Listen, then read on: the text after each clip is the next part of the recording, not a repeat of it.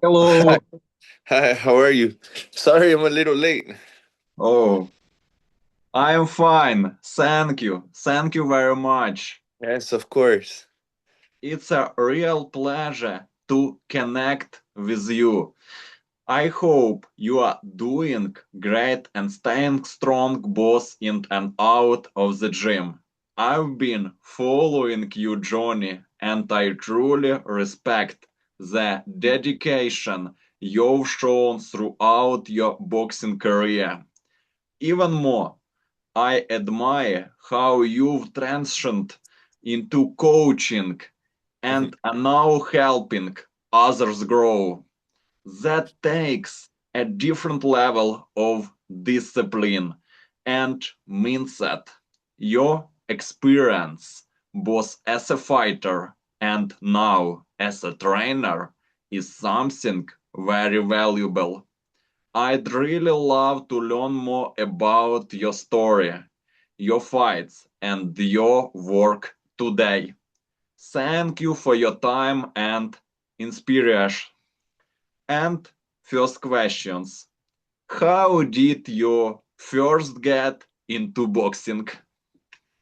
So first off, thank you for having me. I really appreciate, the opportunity. It's been a while since I did interviews like this, so it's cool. Um, I first started boxing. I was 12 years old. Um, and I had tried all the other sports, track, soccer, basketball, baseball. The only one I didn't try was football, but and I would be there for a month or two, and I don't really like it. So I didn't know that the city that I've been living on in all my life had a boxing gym for free, and I was like, I didn't know that. So I my friend from middle school, he told me, he's like, hey, sign up. So I was like, all right, yeah, I'll sign up. So then I signed up, and then it's funny because my very first day at the boxing gym was another gym had came over for sparring, and one of the kids got his nose was bloody, super bloody, and I said, I never want to fight. And years later, here I still am. Um, but yeah, and then I joined with my friends, and then I was a little I was a little chubby, and I just started working hard, losing weight, and then I sparred for my first time, and then I was like, this is kind of cool. I am also interested in your amateur career. Amateur boxing is where fighters truly develop their style and discipline. How many amateur fights did you have? So amateur fights, I didn't have too many. I had about maybe 30 or 35 around there. Uh, um, but I was always training. The reason was because the program that I was in would not take us out to fight unless like two or three kids were ready. But I was the only one ready sometimes, so I was like, I have to wait. But I was always sparring all the time. I I I was sparring world champions when I was what 16, 17. Um I was sparring at the time. He's from the same city as me, Abner Martis. He's a three-time world champion. He's doing good as a commentator now. He's doing really well for himself. Um, so I was sparring him, the Australian Michael Katsidis, and I helped him for what was it? I think it was two camps when I was 17. I think I was still an amateur, and then Arnold Barbosa. We've known Arnold for years. And his dad, they're really good people. Um, Joseph Diaz Jr. We're all kind of from the same from the same area that yeah, I mean, so I didn't have too many amateur fights, but I was always I was always active. Tell me about the history of the origin of your nickname, Monster. So I don't even know how it started. I have no idea how it started. I just know that one of the coaches, because at the boxing gym there was two coaches, and one of the coaches just started, "Hey, Eddie Monster, Eddie Monster." So I was like, "Oh, I guess I'll keep it. It's pretty cool. It's not a bad nickname." So yeah, and then everybody just started calling me that, to where some people know me as Monster and not as Eddie. Amateur boxing is not only about wins and losses, but about growth. Each fight teaches something new. Sometimes losses teach even more than victories. What Yes. did amateur boxing teach you the most? Amateur boxing taught me the most that boxing is not a sport that you could slack off. You know, you have to stay disciplined no matter what. It taught me, especially the tournaments, long tournaments that you have to make weight every single day. It taught me that staying disciplined the whole year makes it easier for those tournaments, because I would see other guys in the tournament suffering you know, the night before, trying to make weight, and me, I was, I'm cool, but it was because I got used to working the whole year. How did your amateur style differ from your pro style? Um, Amateur style, I felt like I threw a lot more punches, but then again, once I started sparring, professional world champions, contenders, it taught me how to really sit on my punches and throw with bad intentions, more than amateur style that just here. So I felt like that really changed my style as an amateur too. That I was fighting a pro style way before actually turning pro. It's very interesting listen to you. What was your toughest amateur fight? Oh man, my toughest amateur fight. It was definitely it was the final of the California Golden Gloves. This was I believe it was 2012. Um I was 16 years old. Um the tournament was 17 to 34, I think it was at the time. But I was like 16-ish. I was gonna turn 17 pretty soon. So they did let me participate in the tournament, and I was in high school still, fighting men that were, 21, 25. I think one of them was like 26 that I fought. And in the finals, I fight a really, really tough guy that had gotten to the finals by either stopping or dropping every opponent before him. And I was like, well, it's all right, no problem. That we go in, first round, he was a southpaw, and he was good. He was really good. And he drops me with a straight left, and I wasn't hurt. That was my first time getting dropped ever. So I was like, I was laughing more than anything, because I was like, this has never happened to me before. Um, so, I get up, the guy's all excited.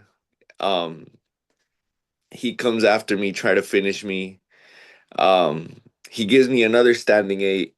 So then I was like, all right, no more time to mess around because I didn't come this far to get stopped against a guy that hasn't hurt me. Like, yeah, he caught me with a good shot, but I'm not hurt. So then they finish counting. He comes after me trying to finish me. I hit him with one straight right here down the stomach that I just hear him go, ugh.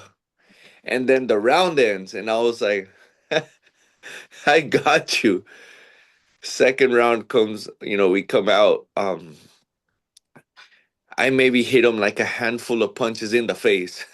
How it was all body, body, body, body, body, body. I could hear this guy, and I was like, but there was, a 10-year age difference. He took my punches pretty well, and you know, it it was a good second round. I beat him the second round, and I was like, all right, well, we're even now.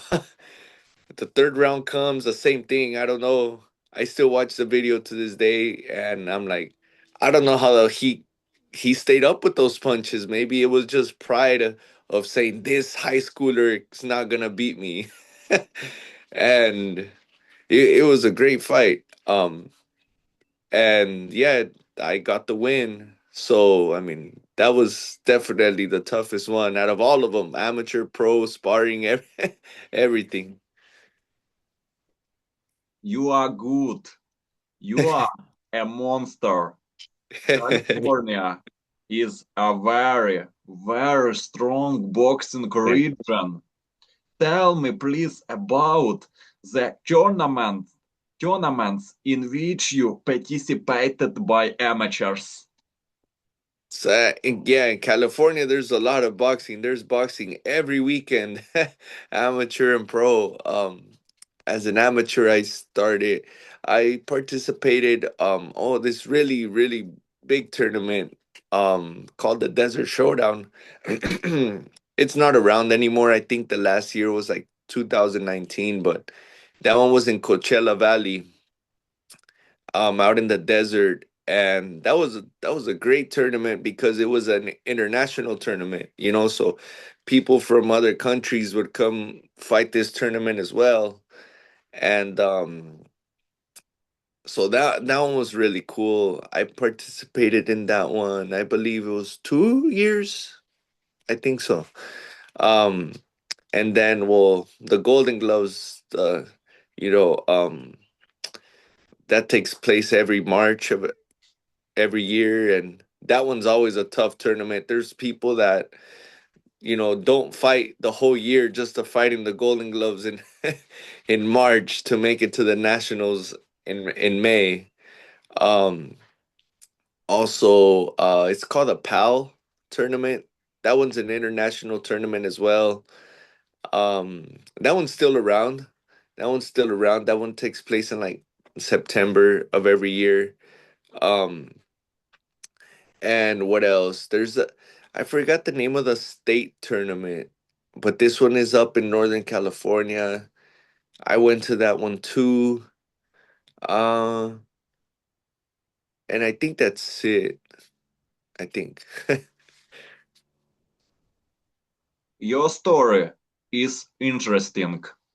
I've always believed that every fighter has someone they look up to.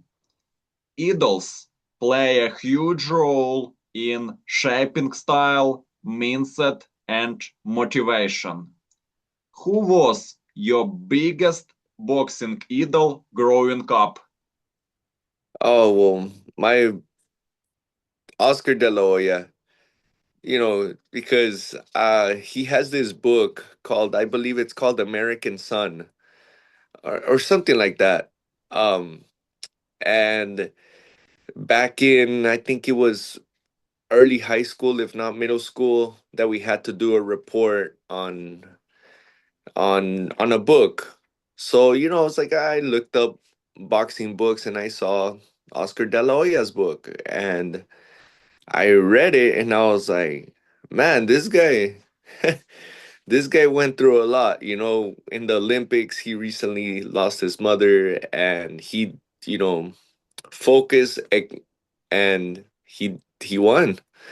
So he was overall an idol to me because he has literally done it all during, his boxing career and after his boxing career.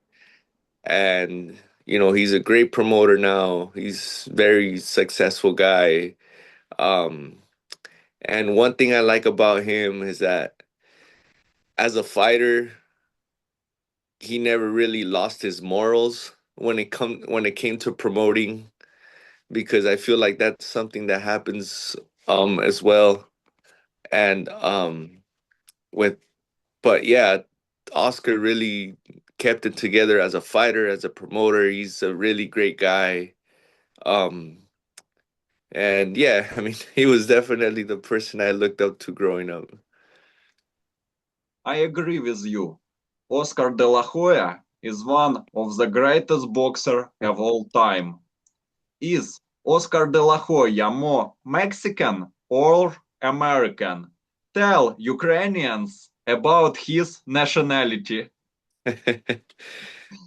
Yeah, and he's I mean, is here in Los Angeles, especially where Oscar grew up, it's a different culture where everybody's Mexican, or mostly everybody's Mexican, but the culture is very US. It's a different type of Mexican. So it's like its own little um you know ethnicity, I could even say. Oh, yes. I wanna talk about fight Oscar De La Hoya versus Floyd Mayweather. Yeah.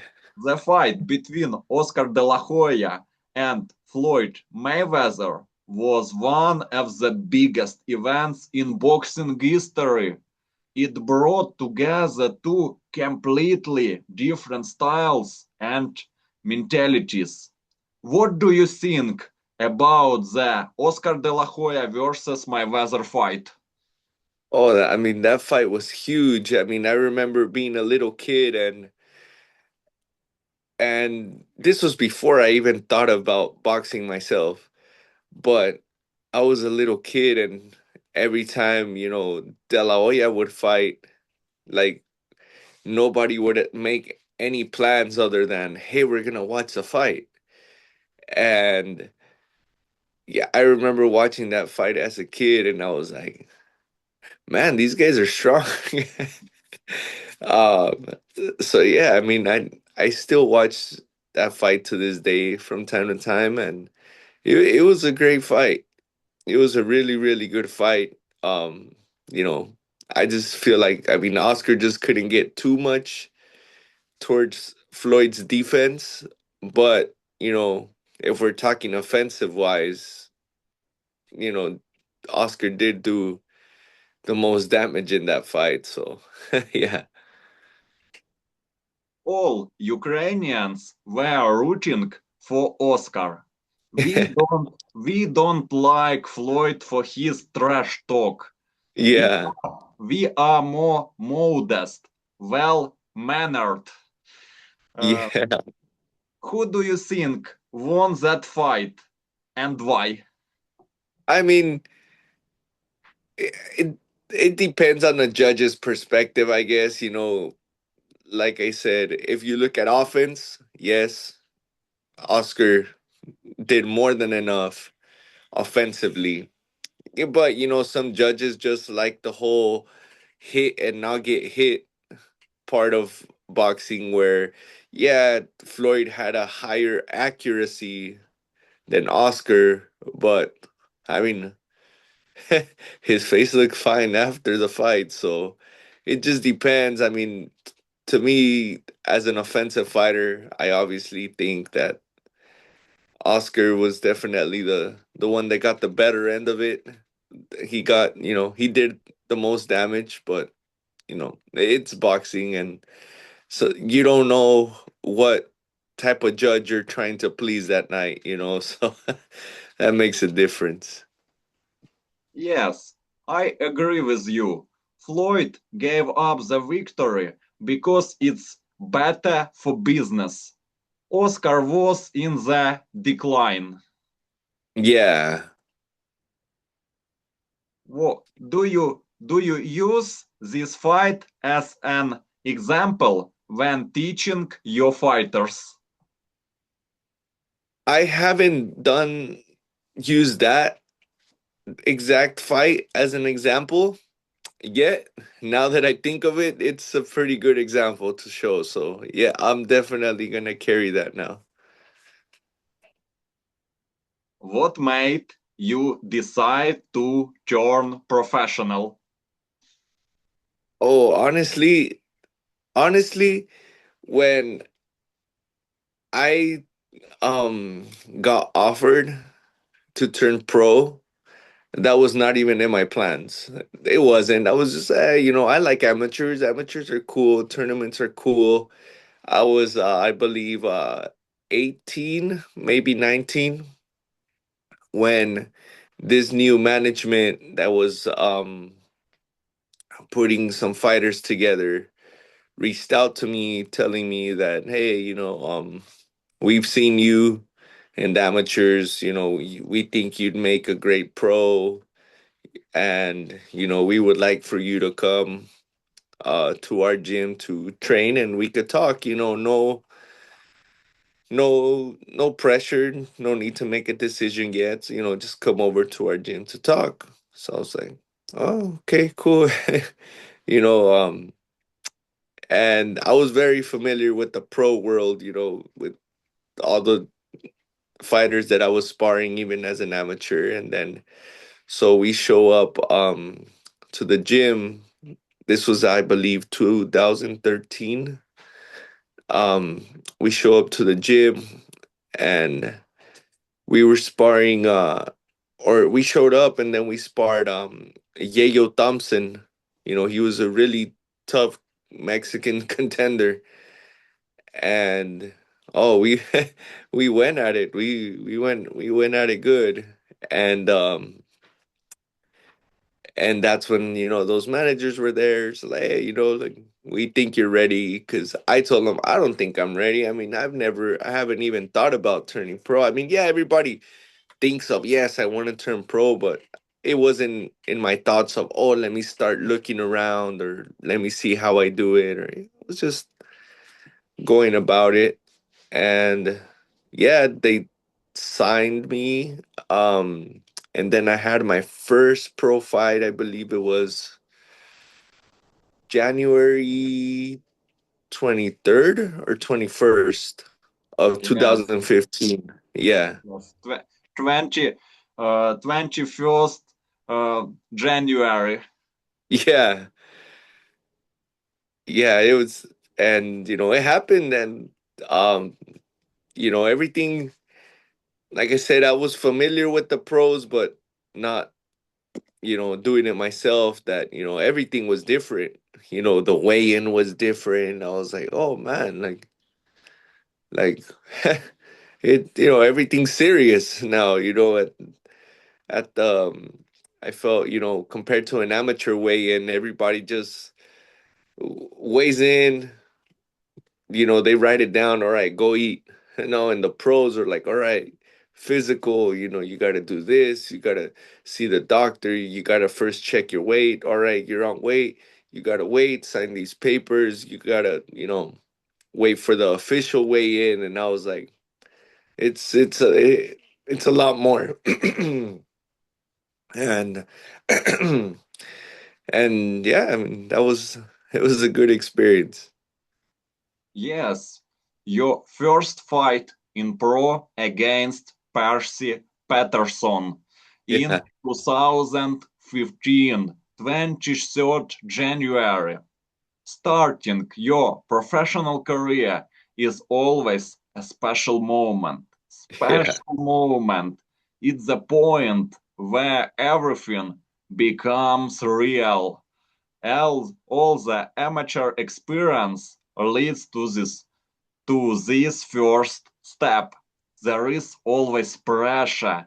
excitement, and a lot of emotions.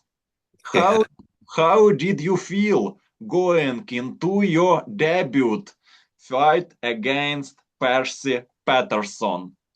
How did you feel?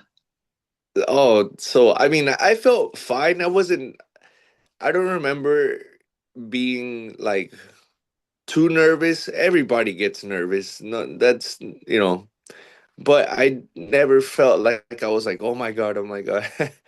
Yeah, I felt confident that I had trained hard enough. Um, that was the best, shape I've ever been in my life at that point. And I just felt like, all right, like I'm ready. I've never felt more ready for a fight than that day. And yeah, I mean, it was beautiful the day of the weigh-in. I even came in a couple pounds under our contracted weight, and I thought I was gonna struggle to make weight because my last amateur fight was like at 150, I think, 150 pounds. That this one was at 135, and but I mean, I was always disciplined, and from the weigh-in to the fight, we get there, and at the time, we were working with my good friends. His name is Don Chui. He's a really, really famous, or he's been around a really long time. He's a cut man, does hand wrapping and everything. He actually worked with Ryan Garcia, his this last fight, for wrapped his hands, cut man, everything. So he worked with me for that fight, and it was it was so different, from amateur hand wraps to now professional hand wrapping, and I was like, it felt crazy. And the same thing. They put my gloves on, 8-ounce gloves. They were small. I don't think I had wore 8-ounce gloves till that day, and everything was cool. I was excited. The only thing that did catch me off guard was the amount of people that were there to support me.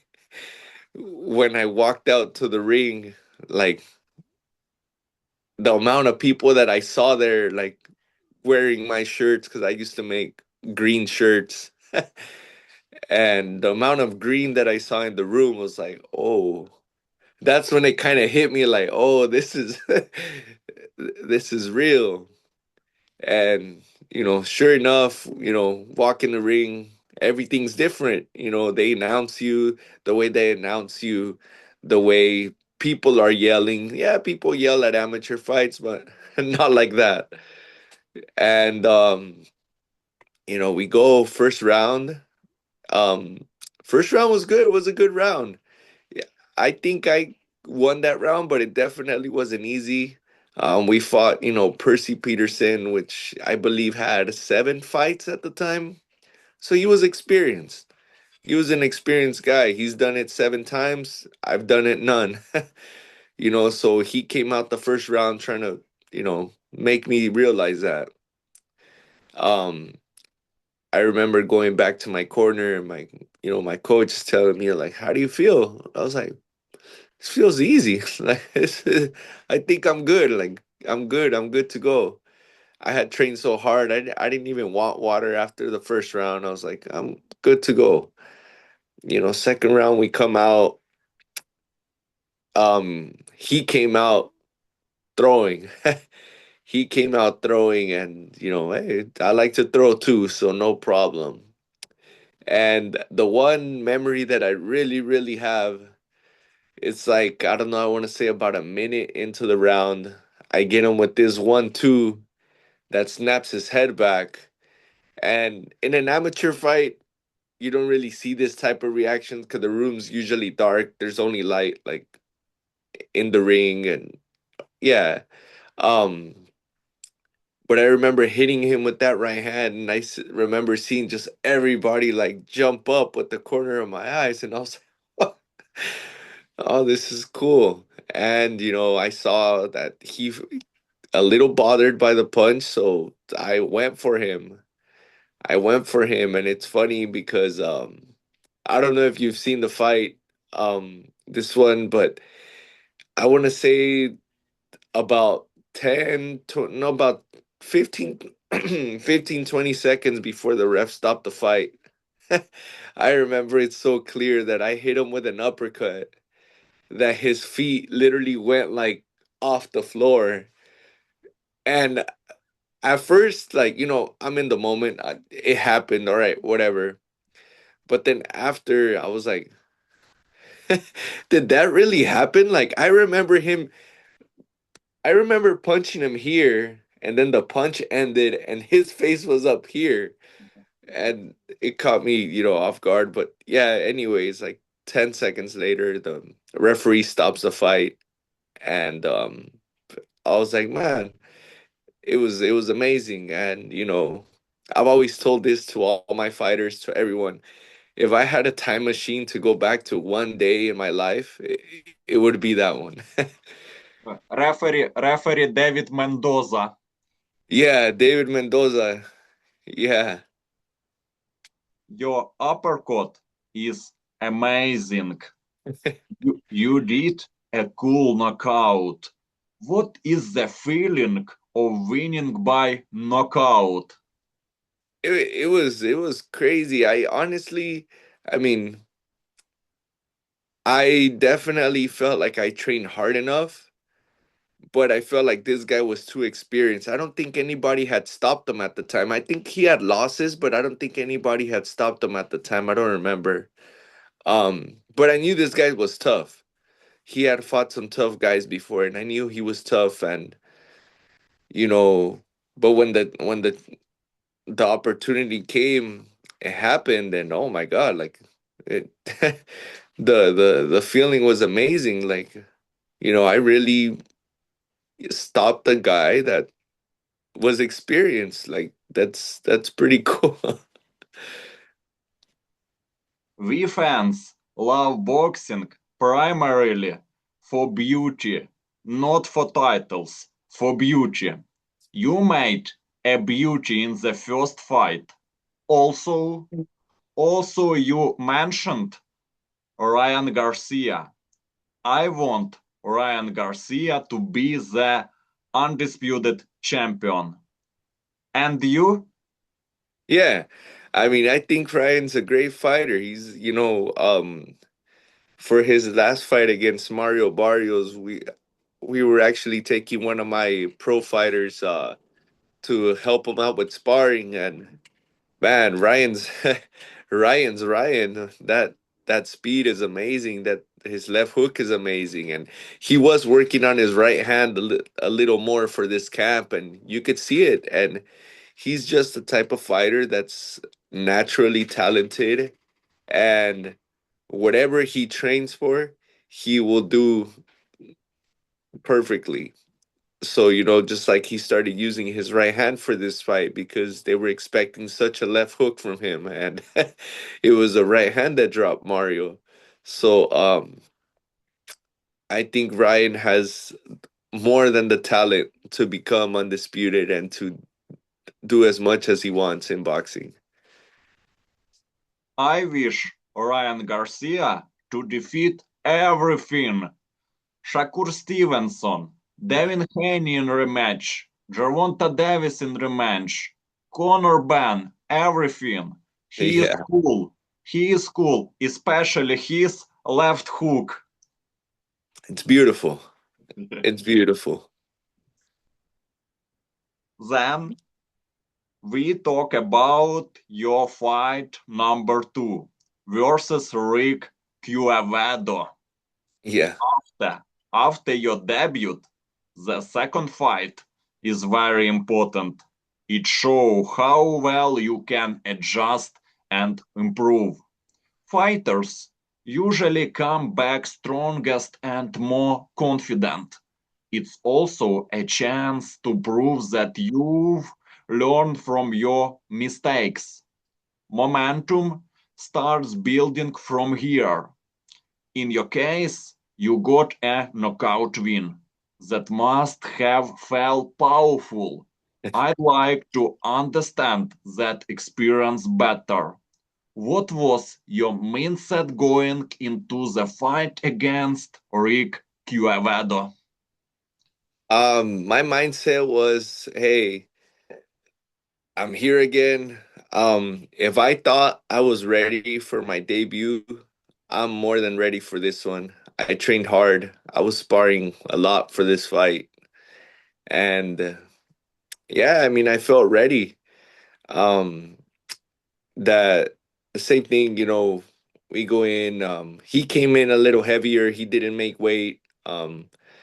But we're like, hey, I mean, it's all right. We're here to fight. I think it was only like by a pound or two, which I mean, to me, I was like, we're gonna fight anyway. It don't matter. Um, so yeah, I mean, we went into the fight, and the same thing. I mean, I felt confident that I didn't let him take control of any round. Like like with Percy, I kind of gave him a little respect that made him build some confidence in the first round that I felt in this fight I wasn't gonna allow that. Which I believe there was a knockdown in the first fight. I mean, in the first round, and the same thing. It was the the uppercut that made him take a knee, and I remember hitting him with it, and he takes a knee, and I was like, oh, like yes, it was a hard shot, but that was not a shot that I threw with intentions to knocking someone down. Um, so from there, I was just like, all right, like I think, I think I got it. And yeah, sure enough, the same thing. The round ends. I tell my coach, like, man, I feel fresh, like I feel good, and came out the second round and got the job done. You also knock out in the second round. A Yeah. real, a real monster. How did you set up the knockout in that fight in training camp? Honestly, I was working really hard that training camp. I was working with a strength and conditioning coach that he was really, really putting me into shape. Um, the sparring we were getting for that fight was awesome. Um, that I just felt ready. I felt really, really good. That I mean, as a fighter, my coach always told me like never go for the knockout. If it happens, it happens. And I felt confident to where I felt like, hey, you know what? Once I saw the opportunity, I felt like I had more than enough to take it. Your training camp, hard, hard training camp.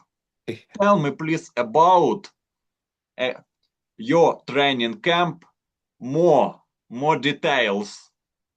So one thing that I grew up, um, well, when I first started boxing, um, I got used to not really drinking water throughout my training.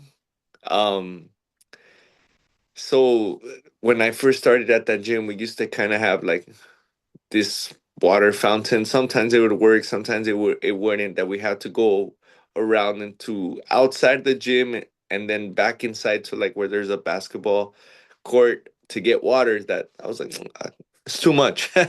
I'm good without water till after training. So when it came to turning pro, even to this day, when I train myself or with my fighters, I got everybody used to what I was doing when I was, a professional, that I would never really go train by time. I would never go like, all right, 3 minutes and then rest for 30 seconds. I would hit the bag for 15, 20, 30 minutes, go grab a little bit of water. I would just use the timer just to kind of know how many rounds I've done, but it was never okay, the round's over, I need to stop. So that was something that I always got used to. And sparring, I mean, at this point in time, this was 2015. I had been sparring world champion since like 2012, 2013. So I already knew the type of hard sparring. I was already used to that hard sparring at that time. So that was really that really helped. The same thing, the running. At that point, the city that I live in is called Hawaiian Gardens. It's, about 8 miles from the beach. I don't know. I know you guys go by kilometers. I'm thinking maybe like 12 kilometers around there. 14, I don't know, around there from the beach. So, I would go tell, either my mom or someone, hey, drop me off at the beach. And then I run back home. So, and, I was used to working hard no matter how, even, the running, oh, the swimming. I was swimming a lot at that time that I felt like it really helped my conditioning. Um, I was always at the gym, the boxing gym, and then I would go to like a fitness gym in the evening. And that's when I was working out 3 times a day. I was running in the morning, doing my training in the afternoon, and then at nighttime I would go to the fitness gym with my friends. Just a little bit of weights. But then, once they did or once they would get into their routine, then I would be like, all right, like I'm gonna go swim. um, and the swimming really helped. And yeah, it was a lot of hard work. Wow, you did a great job. Well done. I respect you. Thank you. Also, your fight number three versus Kevin Waller. I Yeah, I was I was preparing for this interview and took some time to watch your fight against Kevin Waller. I really wanted to understand your performance and see the details inside the ring. While watching it closely, it felt like a very competitive and close fight. In my in my opinion, some moments could have gone your way. It honestly looked like a decision that could be debated. I yeah. think, I think fights like that often very tough for fighters mentally. That's why I wanted to ask you directly and hear your perspective. I believe your insight would be really valuable here. Do you feel like you were judged unfairly in that fight? I think so. I mean, I still watch that fight to this day. I feel a draw would have been okay, but I still feel like I felt like I did take the fight. It was close. I for that fight, I wasn't too prepared. I was actually sick that fight. And I just never told anyone for the same reason. I'm not here to make excuses. Um, but I did have I had a food poisoning from after the weigh-in, and I was, my even my coach told me that day, like we're not gonna take the fight no more. And I remember I was throwing up the night before, the morning of, and you know, I I told my coach, like, we already sold so many tickets. Like, what am I gonna tell these people? Like, oh, I'm sorry, I got um so it was all right. I just never wanted to make it an excuse that, oh, I was sick or I felt weak. It's all right. I mean, it's boxing. I definitely didn't feel the strength in my punches. I definitely didn't feel like yeah, I didn't feel like myself. And yeah, I mean, I still think I did enough. I mean, it was a good fight. But I just definitely did not like I've lost fights before and I did not feel like the loser that day. In my opinion, you were robot. In boxing, they are often judged. One judge, Jonathan Davis, counted 14:36. This Yeah. is this is I don't know how. how would you I, comment on I, this? yeah, I don't know how, but it's okay. You are only 13. Do you think we could see you back in the ring someday? I've tried. Um, I'm in good shape. I could spar right now, no problem. 6, 8 rounds, no problem. But my I feel like you know I work a lot. Um, I work nights. I work.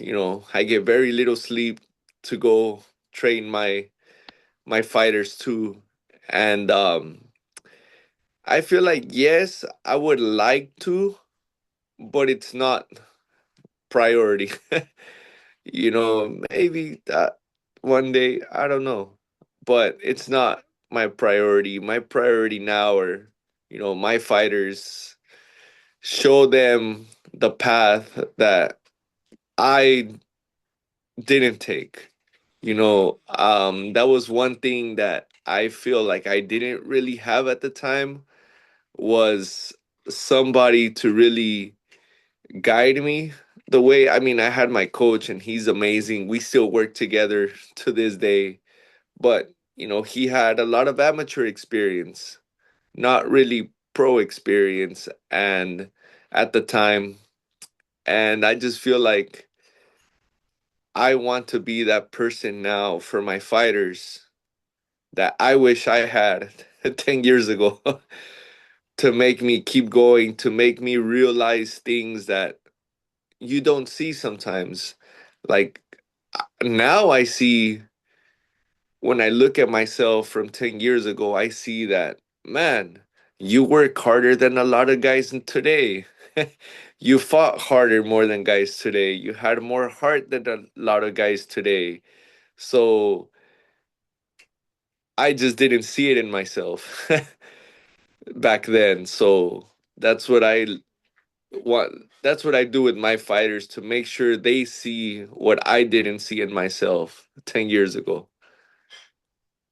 I love boxing, not for titles, but for beauty.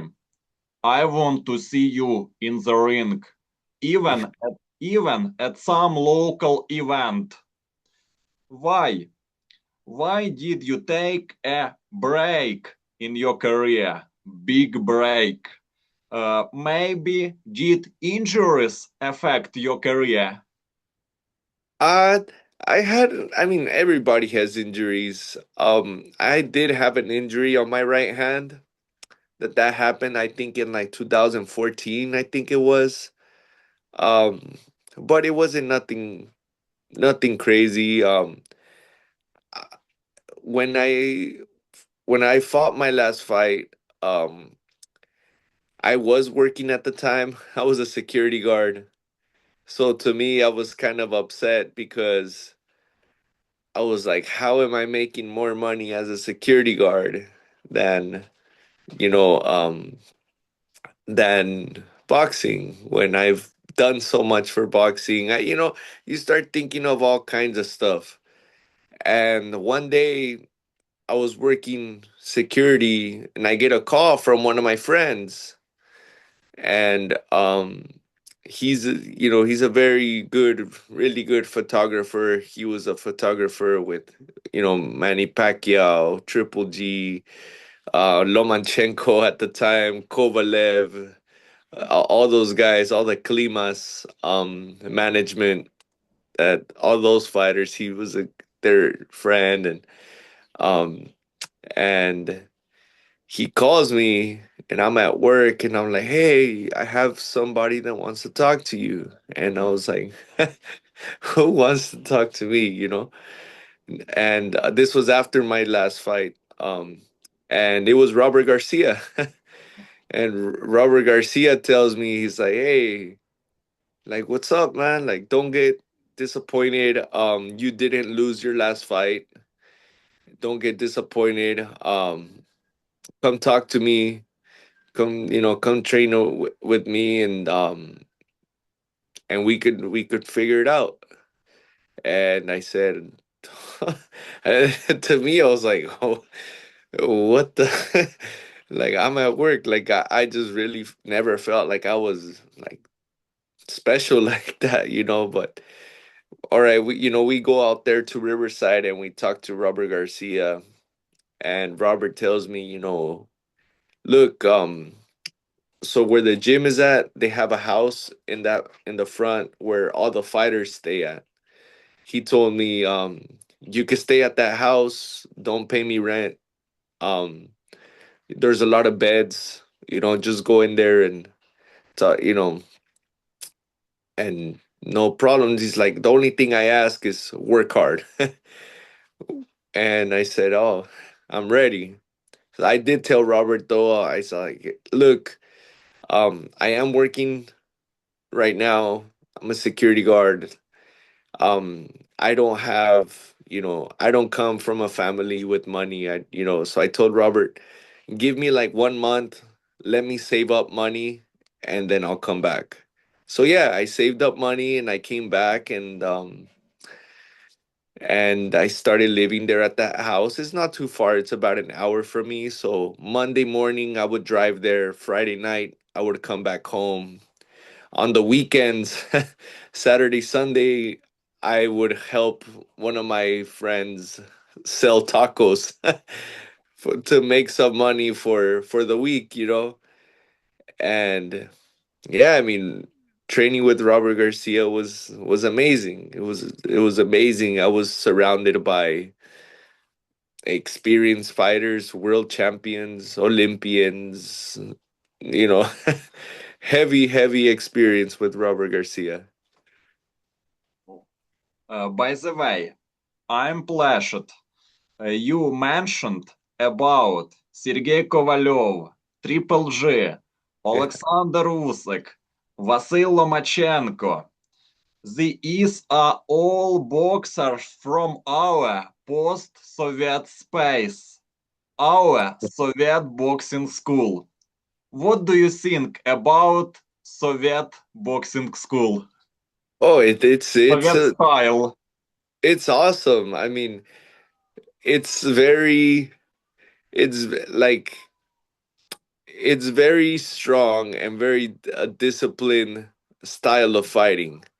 Um, Usually guys, Ukrainian, Uzbekistan, Kazakhstan, Russian, all those guys usually have a lot of amateur fights because there's a lot of amateur tournaments out there.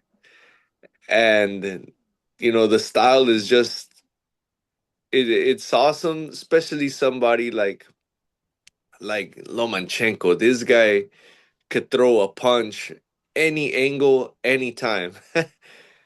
and and yeah, I mean, the the style from that side of the world is very very different, but it could definitely catch somebody off guard because they're just so used to being on their toes, throwing a lot of punches, but every punch they throw is a hard punch. And footwork. And the footwork, great balance, great balance. You mentioned about Robert Garcia. Robert Garcia coolly prepared Joshua for a rematch with Usyk. Why Yeah. did, why did they break a deal? The fight was not bad. Yeah, I have. Yeah, I have no idea. I mean, sometimes some fighters have different plans, or sometimes the the people in a fighter's ear are not the right people. That Robert's a great trainer. Um, he's and the sparring at Robert's literally the best. His preparation is awesome. Um, that yeah, I mean, I I mean, I don't know what happened there. In my opinion, Garcia, Robert Garcia would be Joshua's coach. I think Joshua would have defeated Dubois. I think so too. I really think so too. I mean, I feel like Joshua's a great fighter, and I feel like with Robert Garcia's magic, he definitely would do that. By the way, how did you become a coach? Um, I've always coached ever since I was an amateur. I always enjoyed, showing the other people either in my gym or, you know, it or other gyms when we went, I would see somebody hitting the bag, oh, try this or try this. And I feel like teaching someone helped me understand my job more, because in order to teach something, you really have to know it. So explaining it to someone would also made me realize, like, hey, this is how I should throw it, or how I should, or sometimes it makes more sense if you say it out loud. That I always helped out at the gym. And then well, my coach, he's been around for a long time, so he's older. And so sometimes for the mitts, I would help him out. And and it just came natural. And then a couple years ago, I was like, hey, you know what, like, I started training my own fighters. And then um and yeah, I mean, it's been awesome ever since. What do you enjoy most about coaching? The most I enjoy about coaching is that I am able to see progress from the beginning to now. I have some fighters that I've literally had since their first day in boxing, and now they're doing really, really well. So the amount of progress that I see, and the main thing is that they trust me. And I feel like that's what means the most to me, is that this guy is literally giving me his career for and trusts me. So that's probably what I enjoy the most. What is your coaching philosophy? Work hard. Work hard. Boxing is not the sport that you cannot work hard in.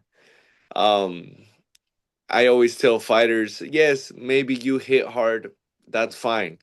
Maybe you get a great knockout, that's fine.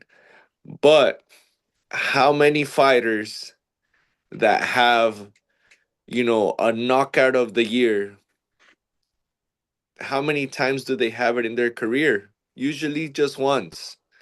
So that's not something that you want to gamble with. You want to work hard. If you get a knockout, you get a knockout. But trying to win by knockout in every fight because you didn't work hard enough is like playing the lottery. You might win it, you might not. So my philosophy is work hard. Being a coach is very difficult, mentally difficult. After all, you are not responsible for yourself, but for the teachers, but for the students. Yeah. What mistakes do beginners make most? The beginners make the mistake of trying to do too much Oh, in too too little of much. time. Yeah. Yeah. You know, basics. Basics. I tell guys, you know, just because I get it, the first couple times at the boxing gym are gonna be boring. Okay, no problem. But it's the basics. But then you turn around and then doing the fighters doing some crazy stuff like patience. So yes, something that beginners do a lot is just try to get too much too fast, and it's not. Discipline is important here. Discipline. How do you build discipline in fighters? By I feel like discipline in fighters, I train with my fighters. Um and I always tell them, don't let me work harder than you today. Because you're gonna fight, not me. So I feel like discipline is taught to fighters by, me telling them my first experience, my experience as a fighter. But then the real lesson comes when they see it for themselves. When I tell them, hey, this is going to happen, or if you do this, you're going to get hit with this, or if you don't eat right, you're going to feel like this. They think it's a story. They think it's just words that I'm saying until they see it themselves. And then they're like, oh, coach was right.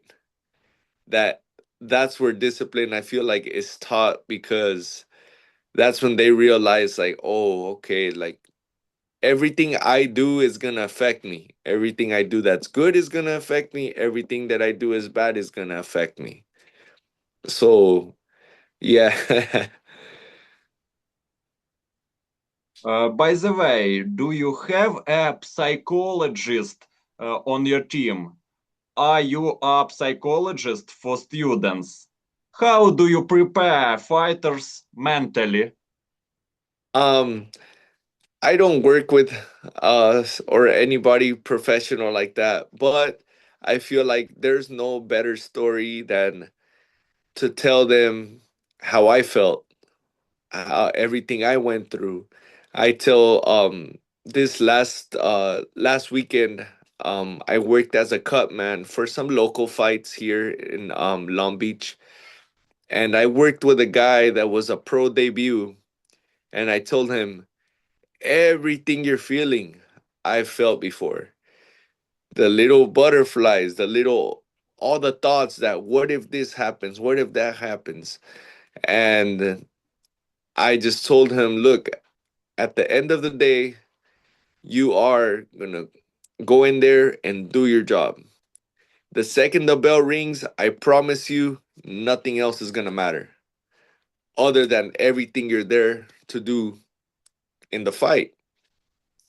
I told him, get rid of those thoughts, get rid of, you know, just be excited and think of what you want to do, visualize what you want to do. And yeah, it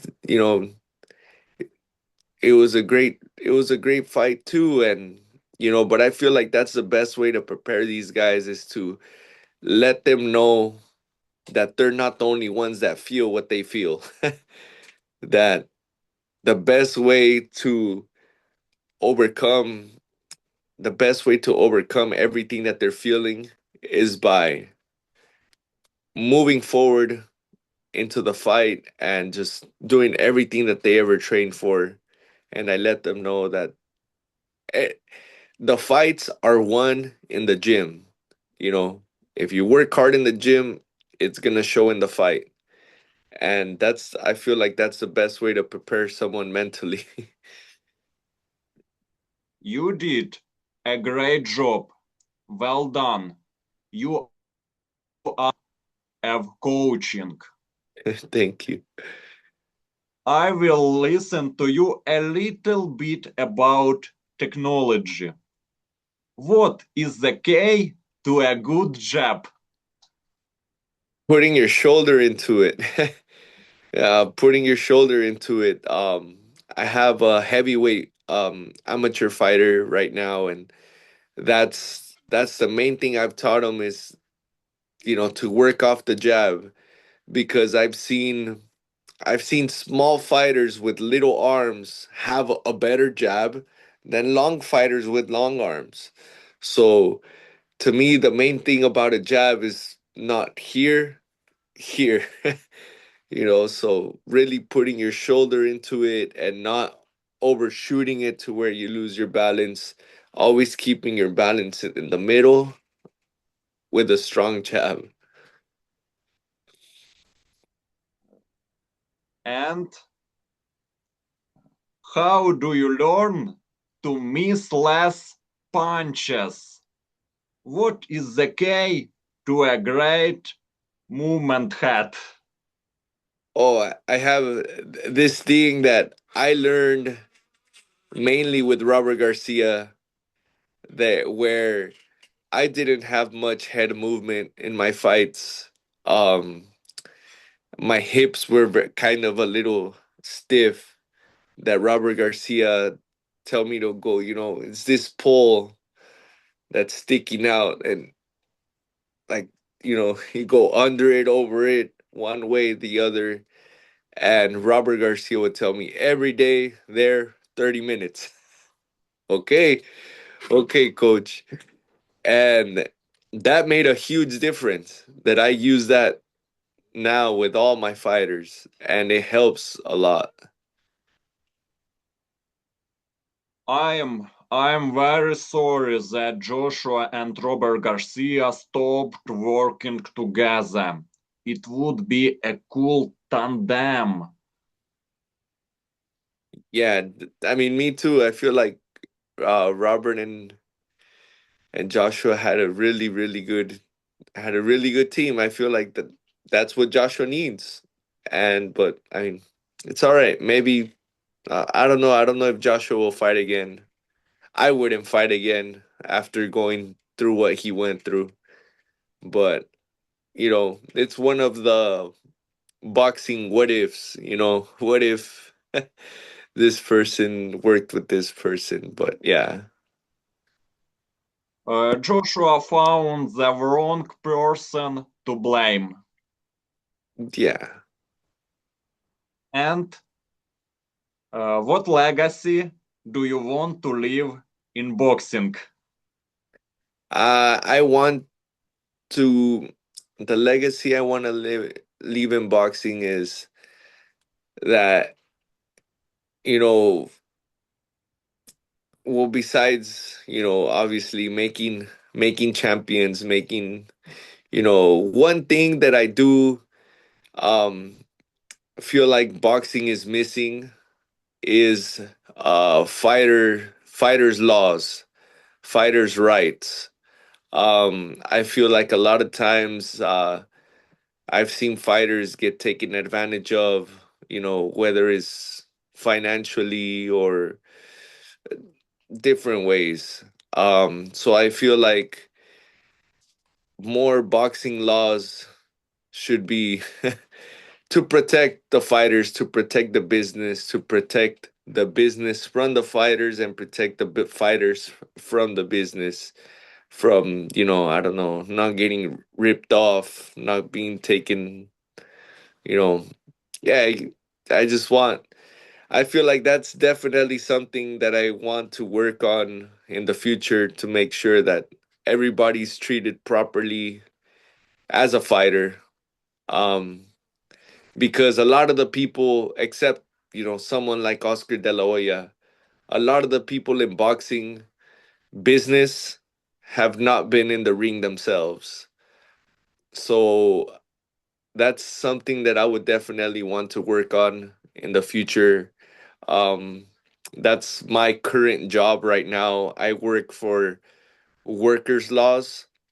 Um, so I feel like bringing that into boxing would be awesome. And, besides, of course, the legacy of making world champions, making amateur champions. And one thing that a lot of trainers don't know how to do is making a fighter from beginning to end. So that's my ultimate goal, to make a fighter from first day in the gym to world champion to, you know, things like that. You are very interesting person. I advise everyone to subscribe to your Instagram. As we come closer to the end of this interview, I just want to say that it's been really interesting to hear your story, your journey through boxing from fighting to coaching shows a lot of character and discipline. You are real man. How has boxing changed your life? Oh my God. I mean, in every way, in every way, even in ways that you don't even think it has to do with boxing, but it does. Like, one thing I always got used to in boxing was working hard, to where anything I do has to be 100%. I can't, it's just not me, my work ethic, at my job, on anything else I do. If I'm gonna do something, I do it 100%. Um, and I'm always a fighter. I always, fight for, you know, I'm a fighter. Even if I don't fight anymore, I'm a fighter. I will always fight for what's right. I would always fight for what's right for the people, for the right situation all the time. And I feel like that's something that really came from boxing too, because it's the discipline to keep your mind forward on what's right without seeing, everything else around it. And yeah, I mean, boxing helped me stay in shape. I eat healthy. Even if I'm not fighting no more, I still eat healthy. I, you know, mentor other, people, kids, even adults, people that are older than me at work. I tell them, eat healthy, exercise. I give them workouts, and this is all the person that boxing shaped into me. And other than, you always got to be nice to everybody. In boxing, it's usually the nice guys like Triple G that are the killers. So the same thing with Good Lomachenko. boy killer, Triple J, good Yeah, boy killer. yes, exactly. So, always be nice to everybody. I always say, whatever change you want in your life, start by doing it in someone else's. You want to have a better day? Make somebody's day better. And so I feel like that just overall changed myself as a person that came from boxing. And final questions. As someone who understands boxing both as a fighter and a coach, your perspective on big fights is really valuable. There are so many talented fighters in today's boxing scene. Fans are always discussing dream matchups and super fights. Some fights are about legacy, others about poor skill. These kinds of matchups bring excitement to the sport. They also show different styles at the highest level. I'm sure you follow the boxing world closely. That's why I'm really curious about your opinion. What dream fight between top boxers would you most like to see right now? A fight that I would like to see right now. Floyd Mayweather versus Manny Pacquiao too. Versus Manny Pacquiao too, huh? With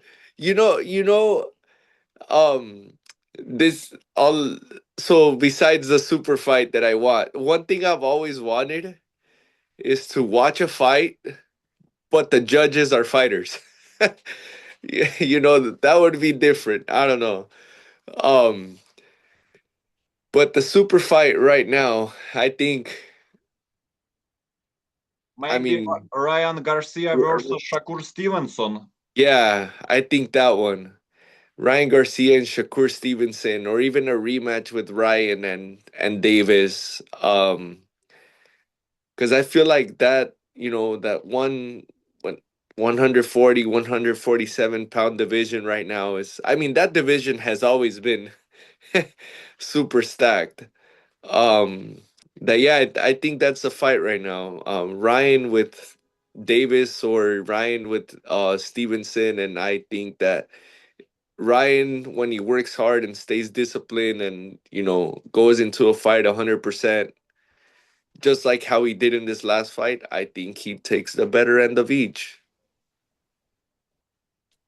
My dream is to see Ryan Garcia defeat Shakur Stevenson by knockout with the left hook. With that left hook, yes. And Ryan, one thing that I saw that, I mean, he's always done it, but it's crazy to see it live in sparring, is his sneaky, super sneaky left hook to the body. He always throws it up here, he always throws it up here, and then he makes it seem like he's throwing it up here, but he hits right on the spot. It's a really good shot. How he knockout win Luke Campbell. Yeah, Yeah. But exactly. body. That same one, he does it so good. He does it so good. Oh, this. Luke Campbell.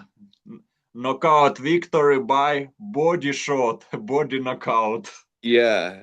Oh yeah. I mean, Ryan does that, throws that shot beautiful. Left hook to the body or left hook to the head. It's beautiful. Eddie, thank you very much for the interview. I know. Thanks a lot. I truly appreciate your time and the opportunity to talk with you. I enjoyed the conversation a lot. Wishing you all the best. Wishing you all the best in everything you do. Yeah, thank you. I appreciate you having me. I mean, honestly, like I said, I haven't had an interview like this in such a long time. So I really appreciate you taking the time to prepare for it, for everything you do. I respect you for that. I really appreciate it. And yeah, I mean, keep doing your thing. And I mean, I feel like we need a more interviews like this from people from around the world. I respect you. Goodbye, my friend. Yes, thank you again for everything.